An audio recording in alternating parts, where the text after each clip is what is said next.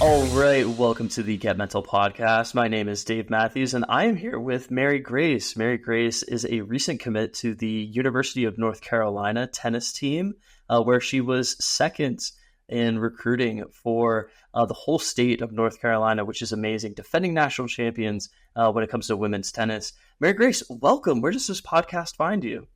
Hey, thank you so much for having me. I am in Asheville, North Carolina, which is where I was born and have played tennis. So yeah. Awesome. Lovely. Well, welcome to the podcast. I'm so happy to have you. We have a lot to talk about, and I'm super excited. I want to dig into it. But first, it's a question that I ask every single athlete, which is, what are the top 3 most important mental skills for you in your success in tennis? Okay, I would say that the top 3 would be attitude, identity, and focusing on the things that you can control.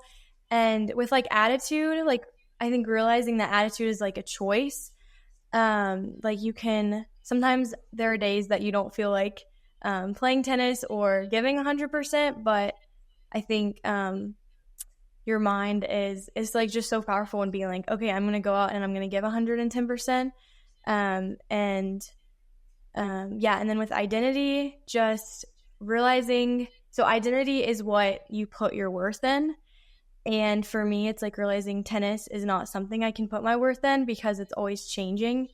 And that can't be what defines me, because I'm always going to feel disappointed because there's so many ups and downs.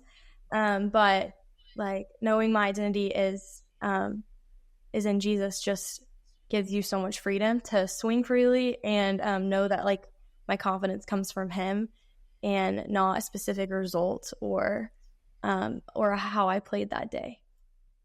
Yeah. Oh, and then the things that you can control, so tennis is just so many uncontrollables, like wind, the sun, your opponent cheats you, even chair umpires, not great sometimes.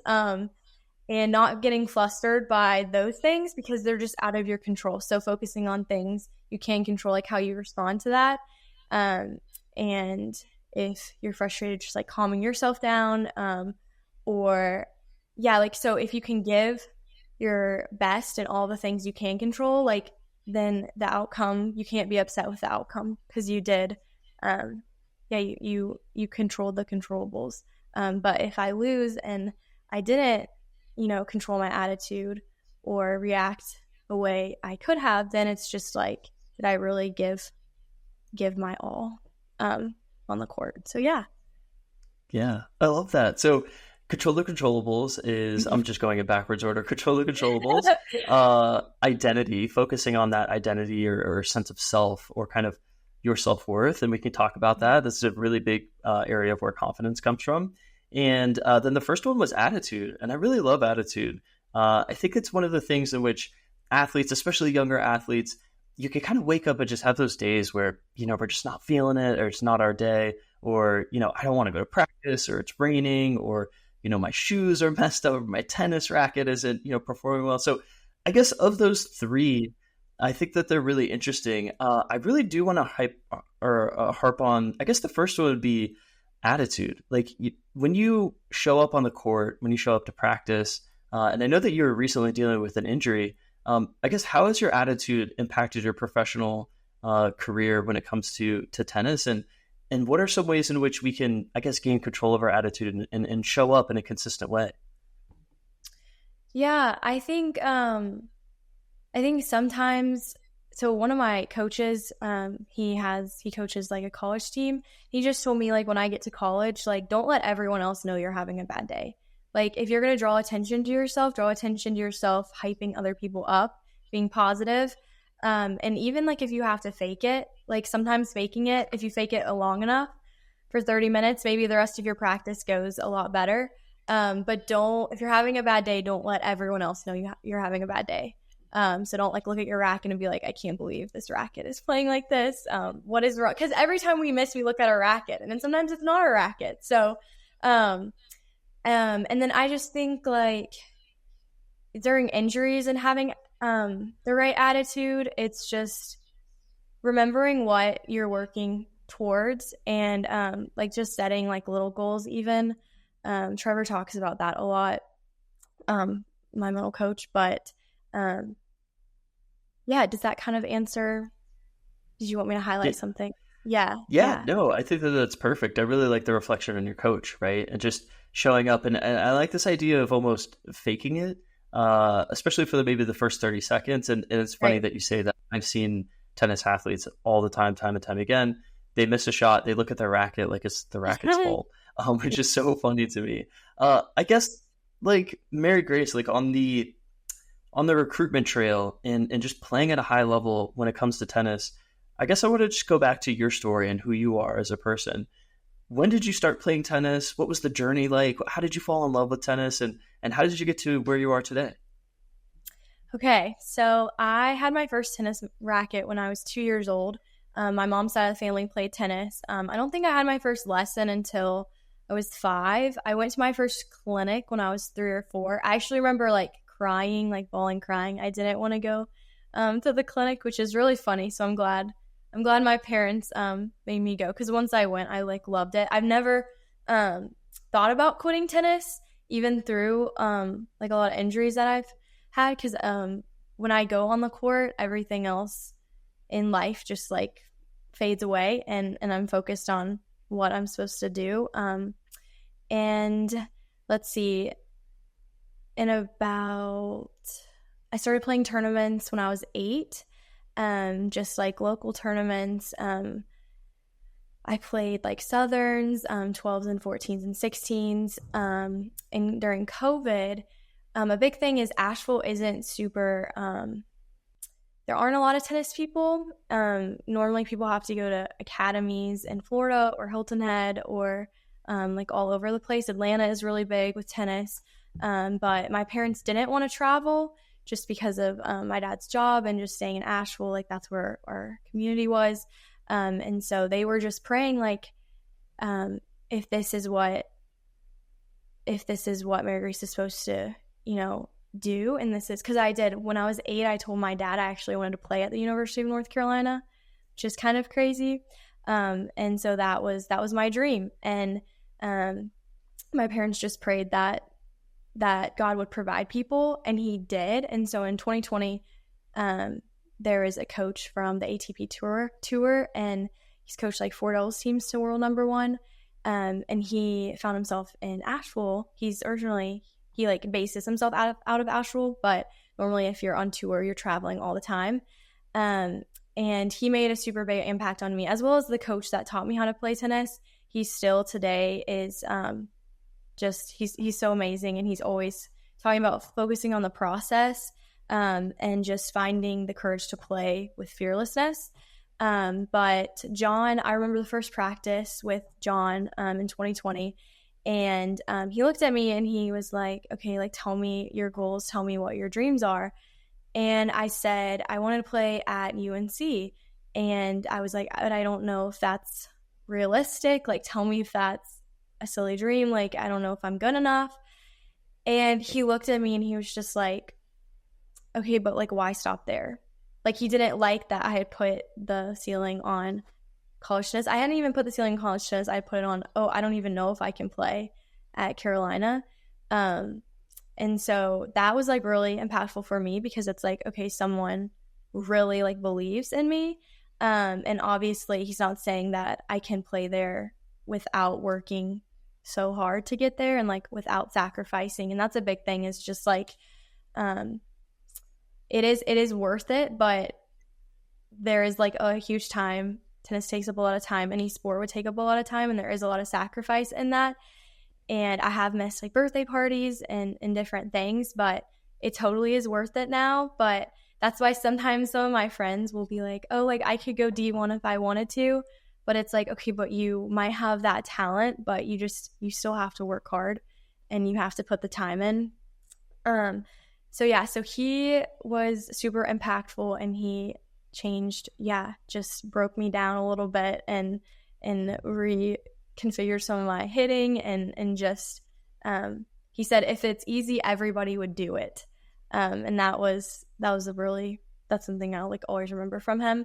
And then had I had a back injury for 3 years, got over that. That was definitely really tough. Um, Realizing like tennis can't be my idol. That's not, the thing that I find my worth in, can't be what defines me, or I will just be stuck in a spiral of just like disappointment. And then recruiting came. You get recruited junior year of high school, so summer after sophomore year, like going into your junior year. So 2022, I started getting recruiting and recruited, and then I chose between Wake and UNC, and I loved the coaches. Neither Wake did not have any cons, but in the end, it was just like I had to pursue my dream from when I was 8 years old, and that's why I chose Carolina. And the coaches are just like second to none. They took me on a tour of the basketball, like the basketball museum, and they had a video of like Michael Jordan playing. And I was like, I'm gonna like get teary eyed during this. This is so cool. So it was just like chills and like so amazing. That's awesome. I was like, this is unfair that you're taking me through the basketball. Like, who cannot? Right. How can you not commit here now? Like, and I have my Michael Jordan jersey, so I'm ready. I'm ready for the basketball games. Oh my gosh, love that. But yeah, so and then just other like different people who've come to Asheville. Stuart Apollo, he played at UNC. He helped me a ton. Like the coach I had already mentioned before, who coaches a college team, and just talking about attitude. And he just is like, be yourself, like have fun. And yeah, and just all of them just focusing on the process and believing in me. Yeah. So I would say that's kind of my tennis journey. And then I committed to UNC, and then I'm about to go in 2-3 months. So it's really exciting. We're all so excited for you and can't wait to watch your journey. I mean, so many good things to dive into. I mean, you started playing at such a young age. You've had some really impactful, influential people in your life, as well as a mindset that I'd probably consider, and some of the things that you're talking about, pretty mature for your age, especially when we talk about identity, kind of digging into that identity piece, and then also bouncing back from injury, right? And maybe understanding where you are, who you are, and placing your value or your self-worth within that, as well as a recruiting journey. So many things to like dig into right there. I think that the one thing that I think that would help some of our listeners, right, who are listening to this, whether they be athletes, high school athletes, or even younger, maybe even older college athletes as well. Let's talk about that identity piece, because I really think it's a really big thing. One of the things that you talked about within that identity piece is, if I wrap my self-worth up into my sport, then I'm going to be disappointed. Or, if I'm tying my value of who I am as a tennis athlete, Mary Grace, the tennis athlete, Mary Grace, the D1 recruit, the full ride scholarship, all of that good stuff, then, I'm going to be, sad or disheartened, or, eventually this is going to come to an end. And so there are different aspects of your personality that you ground more in. So talk to me, Mary Grace, about, I guess, that realization for you. I'm assuming maybe it was during your injury, but I don't want to assume that. I guess, when did it dawn on you, and what was that thought process like? And I guess, what is the impact of wrapping up your identity in other areas, not just your sport? Yeah, I think like tennis is something you do, but tennis isn't who you are. That's something like people can take away in like any sport they play or anything they do in life. When it dawned on me, so I became a Christian when I was like 13, and my parents have always just been like, you can't have your identity in your sport. And, it can be, you have to take that head knowledge actually to heart and be like, okay, what does that actually mean? And am I actually living that? And when does that become real to me? I think when I had my back injury for 3 years, and I actually didn't know if I could keep playing tennis just because they didn't know how to fix it. Ended up, it was such a blessing, found someone that could. Really didn't end up being as big of a deal, but people just didn't know how to approach it. But anyways, yeah, like that was really hard, because I do think my identity was in my sport, and you don't realize how much you love something until it's taken away from you. I couldn't pick up a racket for 6 months, which was really, really hard. And that was definitely a time when I'm like, okay, my identity is completely in my tennis. Like, I am so sad that I'm hurt. Like, it was a lot of like self-pitying, I think, and just being like, when am I going to be healed? Because I don't think sometimes God doesn't change your circumstances. He changes you. And that's what happened whenever I was hurt for 3 years. It definitely, took a little bit, but I think in that part, definitely, I felt like I realized like, yeah, tennis cannot be where my worth is. Like, I'm so much more than a tennis player, and not just like other areas in life. It's like you have to place your worth in something that doesn't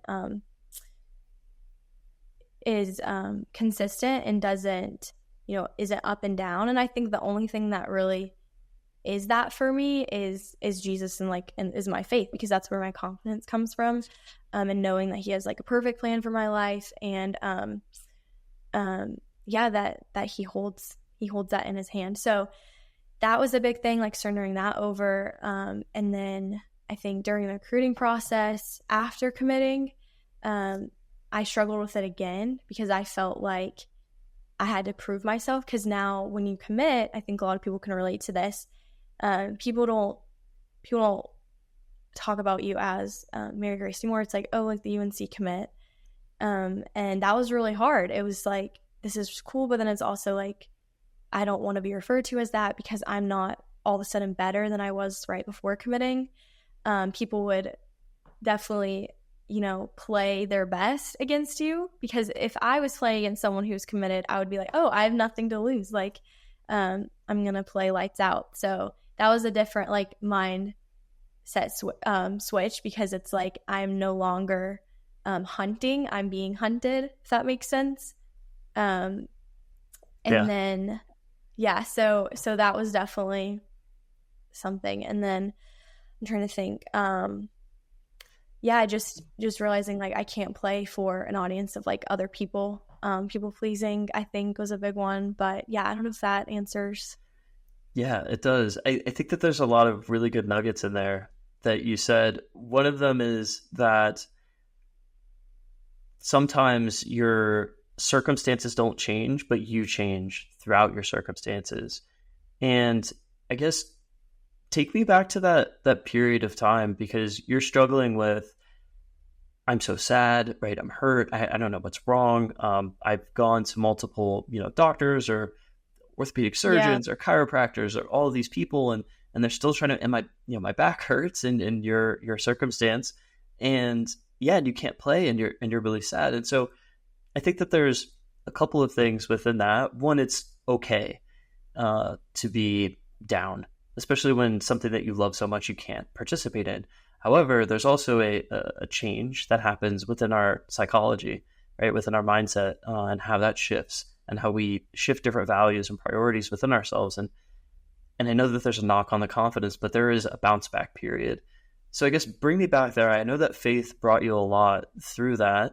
And if you have any advice for other athletes kind of dealing with that mindset shift, because to your point, it's hard. Individuals are referring to you as the North Carolina recruit, right? Or the North Carolina commit. And then you start to play free. And then you start to wrap that up in your identity. And then you have social media, right? That like compounds the issues. And you have other individuals reinforcing that issue. So it's really tough to, I guess, take a step back and say, I am this person. That's an aspect of myself, but it's not my whole being, right? Or the thing that I like, put my hat on at the end of the day. So I guess talk to me about that. What was it like for you to hear those words but not internalize them, right? And I guess if you had any advice to other athletes that are struggling with their identity and having that wrapped up in sport, what was some advice that you would give? Yeah. Okay, that was a lot. I'm sorry. I think no, you're good. I think that you can be really sad about something, and like it was not a fun time, but it's like, what are you going to do about it? Like, you don't want to stay there, because we only live once this side of heaven. So it's like, what are we going to do about it? Like, am I going to give, if I want to go play college, I don't want any regrets, basically. And I would just say I was definitely worried about like future stuff. And one time my mom just looked at me and she was like, is he sovereign or is he not? Like, does he not have a plan for your life? And just like surrendering that, like I am not, I'm not God. Like I don't have all the answers. Like I don't know what's going to happen a couple years from now. But yeah, that was a moment where I was like, okay, wow. Like it's stressing me out if I'm trying to control all of this. And then to touch on, yeah, like at one point when I committed to Carolina, like Carolina Insider posted something, and it was like saying that my sister was better than me and all these little things. And I love my sister's amazing. I like want the best for her. I'm so happy. But in that time when I was already struggling with everyone talking about it, I was like, I really don't need to hear that right now. Like, so just a lot of, yeah. How did you deal with that? Like, so you said Carolina Insider posted a story or an article that said that your sister is better than you. And then was that during the time that you got recruited and committed to North Carolina? It was after I committed. I actually wasn't that stressed during recruiting at all. Like I was just, I love talking to all the coaches. I was stressed more making the decision. And then after feeling like I had to prove myself because they were number one when I committed. And so it was just like, but another thing I was going to say was, like I was trying to be something that I was trying to play to a standard of what I thought I needed to play to. And I was getting buried by all the pressure and everything. And Trevor talked about, so Trevor, my middle coach, he said something that was like changed my mindset and it was just so good. He had worked with a lot of military people and they were just like, you can't be the hero. Heroes come back dead. Like we want someone who, is just going to stick to stick to the training, stick to the work. Like, you don't need to be a hero. And so when I'm playing out there, like I don't need to be a hero. I don't need to try and play to the level I think that I should be playing when I get to Carolina. Because that is, making me play outside my comfort zone, making me do things that I wasn't playing in the moment at all. I was really tight. I was getting so tight in matches. Just like so much stress. My thoughts were everywhere. Lots of thoughts. Like I would get up to the line and just be like, am I enough? Like, I don't think I'm good enough. Like all of these thoughts, like I have to win because I'm going to Carolina, like just not definitely healthy thoughts. And, I read a couple of books. I've talked to a lot of people. Then Trevor, helped a lot, but yeah, and at one point I had to take off my Carolina hat. I was like, I can't wear this. Like, this is, this is like too much. But, the way I kind of got over that was, I think just the things you say that you can prepare yourself beforehand and then, finding something on the court, some kind of, thing to tell yourself. One of the things that my sister-in-law, she ran track at Syracuse, and she told me to say this Bible verse, and it's when Jesus was with Mary and Martha, and he was like, Martha, you're worried about so many things, but few are needed, indeed only one. So she was worried about just all the things, and it kind of relates to me. Like I was worried about other people's opinion, what people were saying about me when I won or lost, rankings, all of it. And Jesus just looked at Martha and he said, this is what Mary is choosing and it won't be taken from her. And so in all of the chaos, it was like, no, I just have to be still and know that Jesus is God, like he is in control. And I have to choose what is better. Like, don't choose to believe the lies, like all of the things. And so in between points, I started saying like, this is what I'm choosing, and it won't be taken from me. And that helped so much, like helped me play so much more in the moment, gave me like so much peace. But yeah, I don't know if that answers. Yeah. That was a lot. Sorry. No, that's really powerful. So you're saying that the pressure was building, right? It was mounting. You stopped playing as free. You started playing really tight. And where I guess you found a lot of help is within your self-talk, and not only within your self-talk, but really in Yeah. your faith, right? And having this, like, how do I play free? How do I play more free? And then speaking with Trevor, obviously you said that, like, hey, there are a couple things here. One, I don't need to be a hero. And two, I have to have the self-talk and ready, right? And three, which is the third point, which is kind of interesting too, you stopped wearing the hat, right? So I think Yeah. that a lot of these things are not only symbolic gestures of us, taking off the hat, right? Kind of, setting it down and saying, this isn't wholly who I am. And if this isn't, what, obviously it's what I want, but how am I going to play more free? How am I going to loosen up? And I love that quote that you said. So bring me back there. So what you say to yourself when you step on the line right before a serve is what, and what does that mean to you? This is what I'm choosing and it won't be taken from me. So I'm choosing to play for an audience of one, not audience of other people. Choosing to not, even if it's positive stuff from other people, you can look, like rankings come out every week, right? And you either look at your ranking and you feel pride or you feel disappointment. So I don't think either of those are healthy. And so when I'm saying like, this is what I'm choosing, like I'm not even choosing to hear what the world says that I am, even if it's good or bad.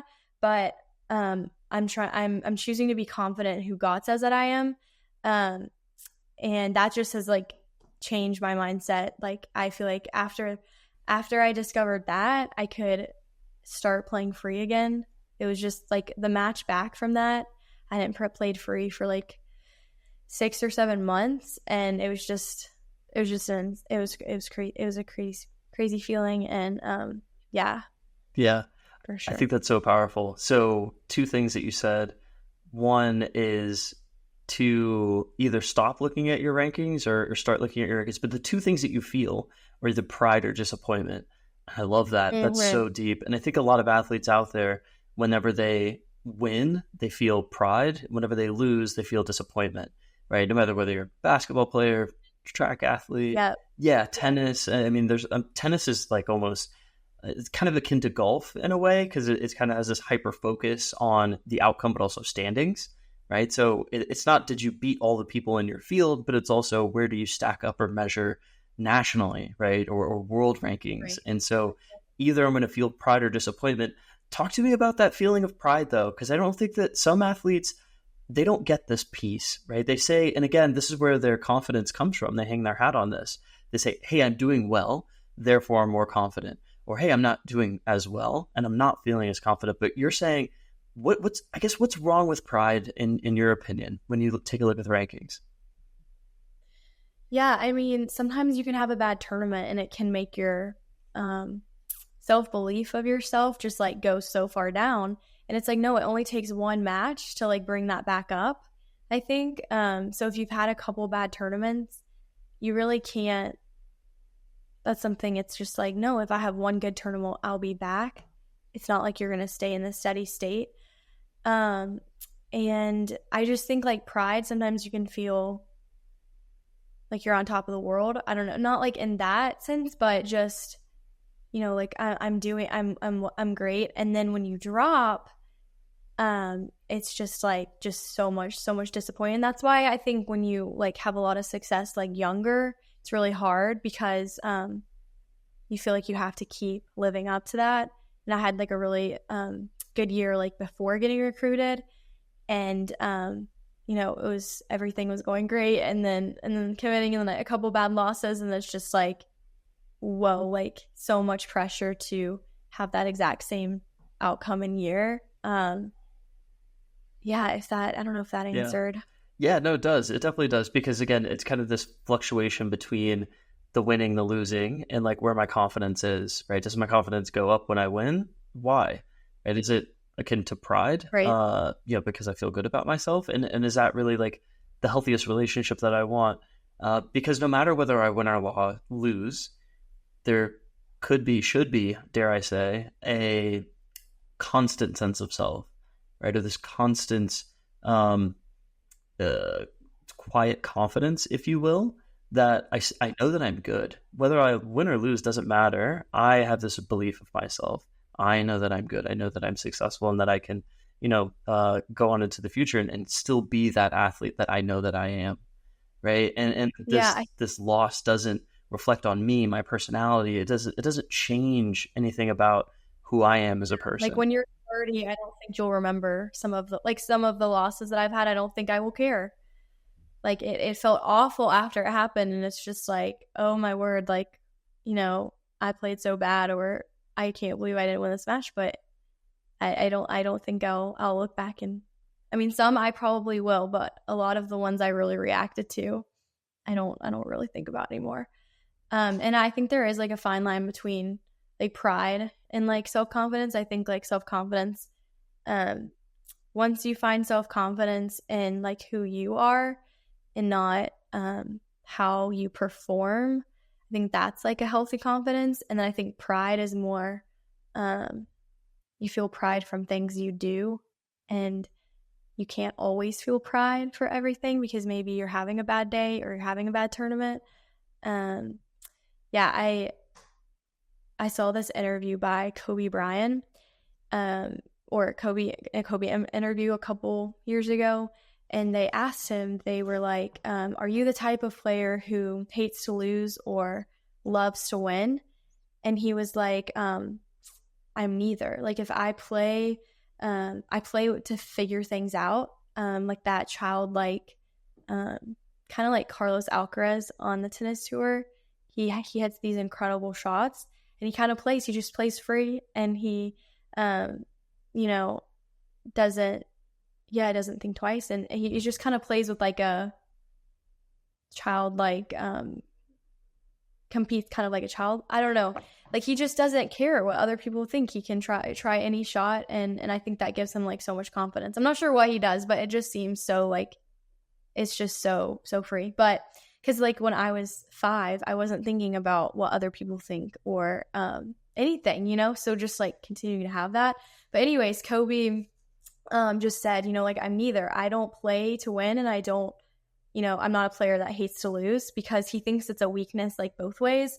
If you have the fear of failing, then you have to capitulate to that fear. And then if you say, like I want to win, like then you have the pressure of what happens if you don't. And you just have to find like the middle ground, and just be unfazed by either. I'm trying to think what else he said. And just like not feel anything but what's in front of you, and you're supposed to be focusing on the moment and not, oh my word, like what if I win this match? What if I lose this match? Yeah, I think when I play the best and when I'm in that like flow state is when I'm not thinking about what is on the line. In a way like you probably do like in college tennis and stuff, if it comes down to your court or something, but just trying to like trick your mind and being like, no, one point at a time, like I have to keep this free. This like free swinging, like no pressure type mentality. I want to get back to that flow state conversation that you were talking about, though. Like, I guess, how do you find to get into flow? Because inevitably, almost, these thoughts will come into your head, and, we can meditate all we want. But I think that the recent science says that we have about 50 to 60,000 thoughts per day. And almost inevitably, there'll be a thought maybe on the court or two. I guess, how do you play cognitive or mental judo with some of those thoughts that come into your head? What's your go-to when it comes to getting into the flow state? Yeah, I think also every like lie that you have, you just have to combat it with truth, like every time. And sometimes saying that out loud or something, it makes it seem a little bit sillier. Some of the things you're thinking, like, I'm not good enough. I don't know. It just sounds sillier when you think it out loud than it does when it actually is being, it's in your mind. But yeah, the flow state, Trevor told me with this a lot, because, you want to be in that flow state every single time you play. And it's like trying, sometimes you feel like you prepare the same way, and then you're not in the flow state, and you're just like, oh, this is so frustrating. Like I want to be in that. I want to be focused and competing like every moment. At every point the same. I'm like so locked in. But something that's helped me a lot, I think it's underestimated in like pre-match stuff, is listening to music and like the type of music. Trevor said that when he was playing football when he was younger, he said that one of his teammates was like, okay, like listen to rap music. And he listened to rap music and he ended up cramping like on the field and he had never cramped before. And it was just because the rap music took so much energy out of him. And so he needed to listen to something a little bit, calmer, because everyone was like, oh, listen to hype music. Like that will hype you up. But sometimes that, drains you. And then you walk on the court and you're like, why am I so tired? Like I've done everything but that. So I've actually found like the type of music, it sounds so silly, but it's like whatever music that's in the A major. So yeah, just like finding songs that have that key, like specific key. It took me a couple tournaments to figure that out. But I mean, every time I've listened to things in the A major, like I feel like I'm locked in. So I don't know. Hopefully that continues. But that's just like one thing. That's awesome. Yeah, that's great. I'm sorry. What songs have A major in it that are on your playlist? Like now I bet everybody's Googling what A major is and what that sounds like. I'm pretty sure. Okay, I can look up my playlist, but somewhere in my car, which is like a country song. Some of the songs I really wanted to be on my playlist because I really, really liked them, but I'm like, it's not in the A major. Like I can't put it in my playlist. So it's kind of funny. I'm wondering if I have any songs that are similar that everyone would know. That's great. But, I mean, while you look that up, I'm just so interested in A major. I think that there is some preliminary research going around about the neuroscience of music and how different musical either songs that we associate with a memory or songs that are played in a specific key or tone or frequency can help either shut down or amplify some areas of our brain like the dorsolateral prefrontal cortex and things of that nature. So it is quite interesting, I guess, in that realm, if I could nerd out on you for a second about some of the validity surrounding music. Yeah, even not just it's like the beat per minute. So it's not just the key, it's like the beat per minute too. So it was kind of hard trying to find like more than 20 songs. I had to like go through so many playlists and like, okay, look up this song. Like what is this in? One of them, like there's a Phil Wickham song or like Run This Town, some of the people, or like Feel This Moment by Pitbull. So some of them I really didn't want on my playlist, but I'm like, oh, well, it's an A major. So I'm going to listen to it and then it helps. So, I was just going to say, I think it points to the preparation and the dedication, but also the deliberate nature to which you prepare. Mm-hmm. And so I want you to talk about that. Like, what's your pre-performance routine and also trial and error? Like, I guarantee there's like some pre-performance routines where, you prepared and you're like, I didn't really like the way I prepared because I didn't, play as well, versus maybe you showed up to the court and you didn't have time to go through your full routine. So I guess like take us through that. Like, what's the deliberate nature that you have taken in your pre-performance routine, and what does that look like? And it's still like very trial and error, and I'm sure when I get to college they'll have a lot of insight on that, but definitely I've never really played a tournament where I'm driving that day and then play the match, like more than probably 30 minutes. If I would drive 30 minutes or more, I would have to like get there pretty like a couple hours before, because you feel sluggish after being in the car. I remember some of my friends when I was little, we would play tournaments like an hour away, and I did it once and I did not play well at all. And I remember playing high school tennis when I was in 8th grade, and we would drive to all of these, some places in like South Carolina or like Greenville, and it was just hard, like getting out of the car and then playing, and you feel so rushed, and that definitely does make an impact how you prepare 100%.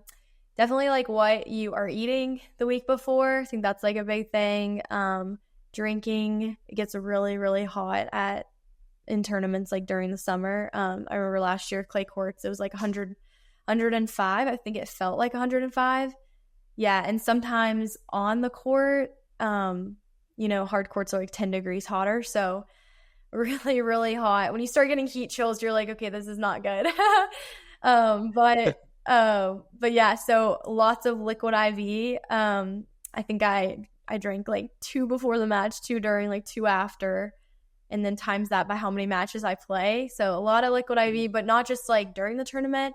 A couple, maybe like a week before, a couple days before, already drinking a lot of stuff. And then I like to journal, kind of journal how I want to play. Then I go through verse cards right before I go out on the court, like even with my music still in. And it can be anything. It doesn't have to be verses. It can be like motivation stuff. What am I focusing on? Because I think you can overthink a match and then get like so caught up in how the other person plays. I really don't like when people come up to me and they're like, oh, like she plays like this or she plays like this, like you'll be fine. Like when people say you'll be fine, it kind of makes you like, I don't have to it's just like when they start playing really well, then you get tight because you're like, oh, these people said I would be fine. So yeah, not the I'll be fine, but just focusing on you and like how you play, and not, play the ball, like don't play the opponent. Let's see what else. And yeah, just like having something to say between points, because you're walking to the ball like a lot of a tennis match, like that's a big, I can't remember what the percentage is, but it's a big percentage where we're not actually hitting the ball. Sometimes I put a towel over my head, like on changeovers. Visualization, I always visualize myself like hitting the ball a couple days before or right before the match. I think that helps a lot. Saying I can't is a big no. Like I can't, oh my word, I can't hit the ball. Instead just saying next one or something. That's something I've really tried to work on, because I'm not very loud on the tennis court, but sometimes even if you're not loud, it doesn't mean you're not negative. You're just not showing your negativity, which is good. Like you don't want to give your opponent that, but at the same time, like that's still affecting you. So definitely trying to not have those negative thoughts. And I know some people do play better when they get mad. I don't exactly think I do. I think I just need to, be relaxed and in that flow. Because a lot of the times I've played in that like free flow state or whatever, it's like when I get off the court and I think about the match, it just feels like a blur. It's just like what just happened, which is kind of crazy because I think I was just like so focused and locked in. But yeah, that's kind of, yeah. And then,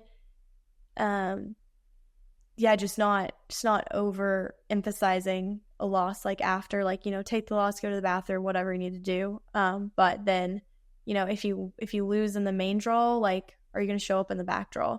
Because I think a lot of times in college recruiting, a lot of college coaches look at if you retired from the back draw, because if you lose, if they play a doubleheader against Florida, or not Florida, but like Florida State, and I don't know who else would be, I don't know, Syracuse or Boston College, like a doubleheader like that, you might play Syracuse Friday and then Boston College Sunday, and it's like if you lose or lose on Friday, like you want to be ready to go on Sunday. You don't want that loss to still be in your head. So being able to bounce back, the back draw is not the end. So yeah. Yeah. So many little nuggets in there. I absolutely love it. You just put on a mental fitness masterclass of before, during, and after a match. So I just want to highlight that. There are 5 things that stuck out to me. I was taking mental notes the whole time. Number 1, journaling. I absolutely love journaling. I think that all athletes should journal. And one of the things specifically that you journal about is, I want to play this way, or I am going to play in this way. I think that's so powerful, just to say, hey, before this match or before this tournament or whatever it is, this is how I'm going to play. And writing that out is so powerful. Number 2 is not using the word can't, right? Like, oh my gosh, I can't hit the ball today, or I can't do this, or I can't do that. And eradicating that from your vocabulary. I mean, you're reconditioning your mind in order to show up. Number 3, which kind of goes along with journaling, but is the visualization practice that you have. I think is super powerful, and one in which I love that athletes do. And if you can visualize, maybe with meditation or whatever, however you want to visualize, just sit with your eyes closed, is really powerful. Number 4 is the motivational quotes while listening to music, or the scripture cards. Man, so powerful just to be deliberate in that way, because again, you want to play for an audience of one, right? When you start to get into your head about the results, or what are my coaches going to say about me? What are my What are my parents going to say? What are my friends going to say? Or all of the above. What's the media going to say? Yep. Yeah, I mean, you're in the ACC now, so it's Yeah, there you're are people also going to be playing for writing about something you. bigger than yourself now. Yeah, so it'll be a different Yeah, like ball game. So yeah, definitely. That was an absolute masterclass within that. Look, we're coming up to time, but I have one last question before we go into our lightning round, if that's okay. And that question is just around, well, maybe two questions. I don't know if we have time for that. All right, let's just launch into it. Okay. For recruiting in particular, I know that there are a lot of athletes that'll listen to this, and maybe they'll be in high school or what have you, and they're going to be on the recruiting trail. What are some of the things that our coaches are looking out for? What are some things, maybe some small things? Obviously, we know the big things, right? Pick a school, talk to the coaches, ask some specific questions, follow kind of your gut or your heart within like choosing the right school for you. But what are some, I guess, little things that stuck out to you about the recruiting process that you considered that helped you?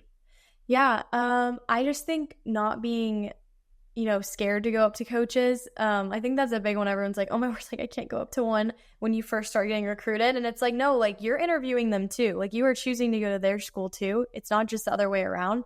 There are a lot of schools that have tennis. So it's not. And another thing is I know that I've gone to my dream school, but I also would have been, if I hadn't gotten offered by UNC, I think Wake would have been perfect. So it's also like,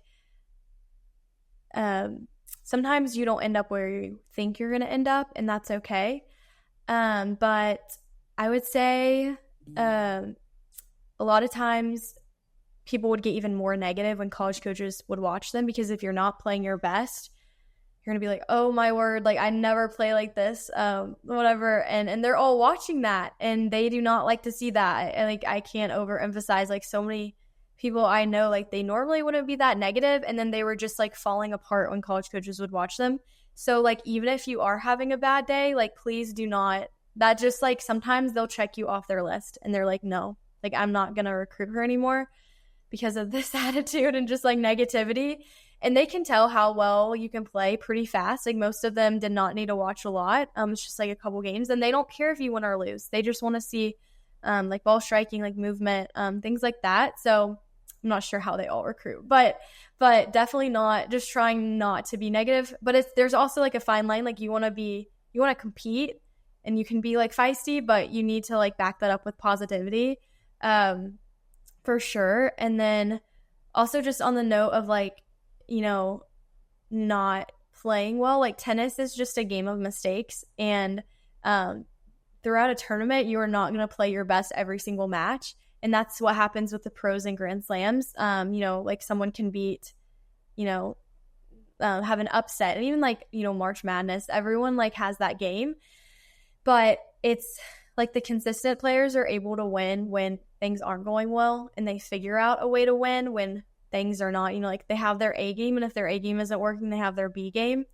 So yeah, I would definitely say that. And then anything else, definitely don't be afraid to reach out to coaches. Yeah, they want you to be interested and actually know about the school. Don't just send the exact same email to every single coach. Like you want to act like you're interested. I mean, you should be interested if you're reaching out to them, but like yeah, for sure with that and respond to them, and don't leave them hanging. But yeah. Yeah, totally. That makes sense. Yeah. I love that. Okay, absolutely amazing answer, which is, and I was a college coach also. I think that when you're looking at individuals, to recruit, it's a lot of how do they deal with failure, right? I know when you're successful, I could see the stats. I mean, how many websites are there out there for coaches? Right. 1,000. Right. That we could all look at. There's tape that I can review. There's so many things that I can see. But when I sit in the stands, and again, I ran track, so kind of track was my sport there. But even as just a general college coach, when you're sitting in the stands and the athlete knows that you're out there, I really love that advice to give to another person, which is, hey, you don't have to engage in negative self-talk, be super, down on every point. And like you said, tennis is a game of mistakes. They're going to happen, and it's forcing the error on the other opponent or the other person. and you're going to lose points. That's just the Right, name of the game. right. It's going to happen, right? So again, what is your B game? What's your C game? Who are you going to be consistently, and how does that person show up? A lot of college coaches, yeah, they're recruiting outcomes, yeah, they're recruiting talent, but they're recruiting character. For sure. Who is this person? What is their character? And how can I attest or talk to that? Speaking of character, Mary Grace, this is my last question for you. I want you to talk about your faith. There has been a very common thread throughout this conversation and throughout this podcast, leaning back on a lot of the fundamentals surrounding your faith and leaving it up into God's hands, playing for an audience of one, getting you through a lot of adversity. I guess talk to me about that. And even if, maybe an athlete doesn't have, I guess, the faith background, I guess what can they learn as far as like maybe this global overarching theme that you're speaking to, but even in your story specifically, what role has faith played in your athletic career? Yeah, so I think that I've grown up in a Christian family, and so it's sometimes I think it's hard sometimes when you do, because you feel like you go through the motions a lot.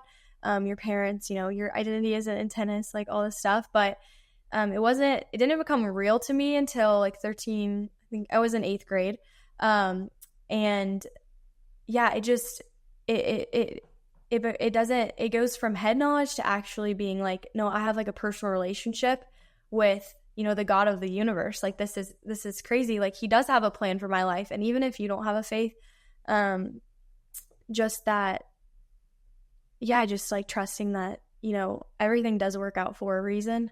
And if you can't control it, why are you worrying about it? Like it's really, yeah, like anxiety comes from trying to control something. And I just think a lot of me actually coming to the place where God became real to me, I really struggled with, like, why am I even here? Like, what is the point of this? If there isn't a creator, And so, and then when I came to the place where it's like, no, yeah, like there is a God and I did need a savior, and this life isn't all that there is. It's just like it gives you the freedom to play without the fear of failure, and just realizing like all of these, all the tournaments, all the matches, all the success, like it doesn't satisfy you. Every time you win, you want more. And I think there's a reason that it does, because there's something else out there that we need to look to. Because if it did satisfy us, we wouldn't be looking elsewhere. We wouldn't keep wanting to win. We couldn't win it. And it's so good that you want to win, but sometimes even the people who, win Grand Slams and stuff, it's just, they still are like, oh, I thought that was going to be it, and I'm still not happy. So I think for me, it was just finding my fulfillment and my satisfaction in Jesus and who he calls me to be. And that like totally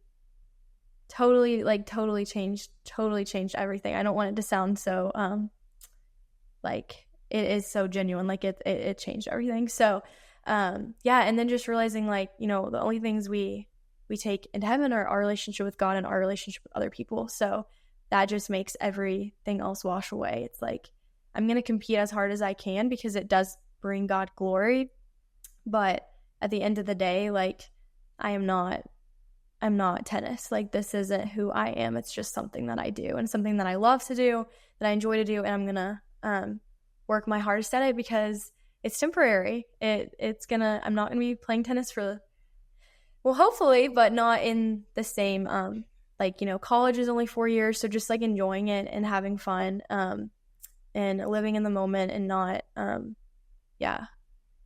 So that makes sense. Yeah. I love that. There's absolutely nothing more that I can add to that. I think that was a mic drop moment. Personally for me, because full disclosure, God-fearing man as well. I could see that it's not like it doesn't allow me to play as hard as I can, because that is bringing glory to God, right? It is, glorifying him, because it's through you, right? That these things, through him, through you, that these things are possible. And I love that. I absolutely do. Because it frees us up, right? It frees us up mentally, spiritually, and physically as well. All right. You ready for the lightning round? Yes. All right, let's do it. All right. First thing that pops in your mind, what's your favorite food? Okay, spring rolls or like chicken pasta or McFlurries. Sorry, that was a lot, but Oreo McFlurries help me win. So if I have an Oreo McFlurry the day before a match, like normally I win. And Oreo is just so much better than M&M. So just got to put that out there. You heard it here first. If you are in North Carolina or the UNC McDonald's, the ice cream machine cannot be broken. Yes. Mary Grace is coming through. Yes. She needs having a her Oreo day, McFlurry. bring me a McFlurry. Like that will make my day. Yeah. You have no idea. Absolutely love it. All right. Second question, lightning round. When you're frustrated, what do you do? Off the court or on the court? Both. Okay, on the court, I would say that sometimes when I'm frustrated, it's easy to let the match get away from you. Like you're losing, like, okay, all of a sudden you're down 0-2 and all of a sudden you're down like 0-5 so fast. And I just think when you're so frustrated, you just have to, don't go up to the line until you're ready to actually play the point. Like calm down, like slow down, get back to the place that you were, even if it's so hard. But I would just say not letting the match get away from you. Because sometimes I would get off the court and I'm like, why did I act that way? If I just slowed down and really just like thought about how, I was letting my emotions take advantage of how I was playing, then I could have maybe changed the outcome of that match.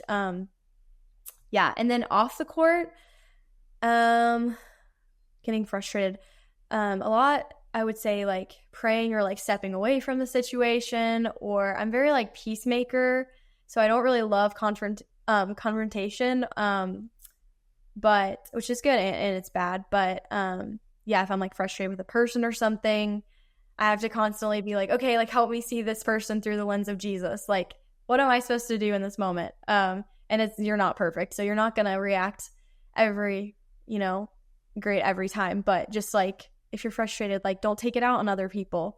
If you're having a bad day, like don't take it out on other people. Yeah. So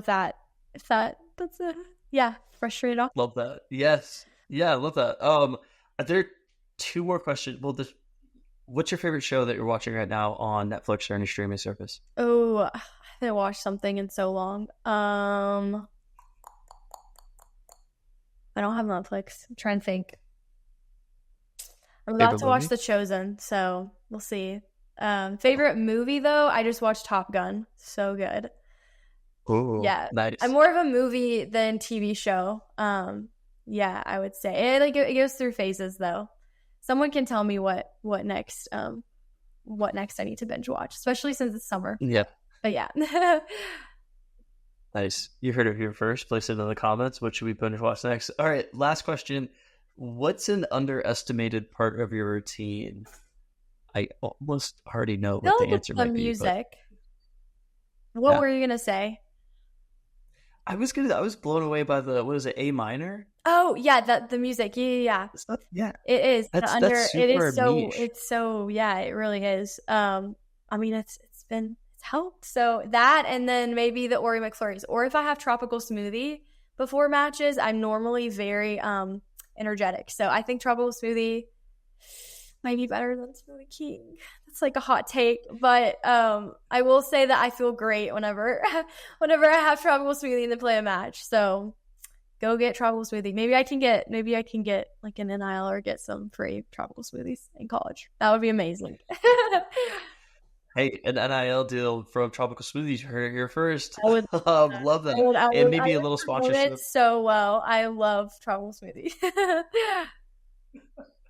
I'm gonna hook that up. And another maybe pray about that. Another thing is I eat a lot of I used to eat turkey sandwiches, and turkey makes you like tired actually, which is so interesting. One of my coaches told me that. And then I started doing like the chicken sandwiches from Tropical Smoothie, and that was just like game changer. I feel like that's a lot. It doesn't really, because your body's trying to break it down, so it like makes you, I guess, more like sleepy or tired. And so I felt like I didn't have as much energy after eating turkey than I did eating chicken. So kind of random. There's so many like food choices that will make you, more energetic or not. Yeah. Yeah, I love that. The sugar rush still holds strong, no matter what age you are, for sure. And I think in the turkey, it's tryptophan, right? I think it's the protein. Anyway, it could be wrong. Something along those lines. I'm not exactly sure, but it has been proved. Or like if you eat too many eggs or something, it's like, oh, that's so much protein. It's taking so long for your body to break that down.